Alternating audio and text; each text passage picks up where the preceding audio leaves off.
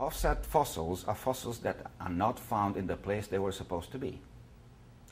And I gave one of the examples, which is probably the most shocking. That is, you find pollen in the Precambrian period, in the Roraima Formation, which is in Guyana, which is actually in an area of a triple border. It's Venezuela, Guyana, and Brazil. And that area with the tepuis, as they call them, those flat-top mountains surrounded with vertical walls, they're made of a formation called the Roraima Formation from Mount Roraima. It's essentially quartzite sandstone. And they've been dated to at least 1.8 billion years by way of radiometric dating. Well, sure enough, inside they found pollen. Now, pollen comes from flowering plants. But they were supposed to evolve 1.6 billion years later, in the Jurassic period. So what on earth is pollen doing inside this sandstone? Yeah, you can invoke contamination.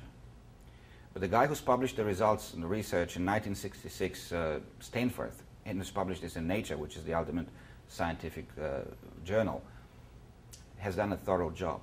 So that's one of the things you do if you work in palynology, which is the science of studying the pollen. The first thing you have to make sure is that you're not contaminating your sample with pollen from today.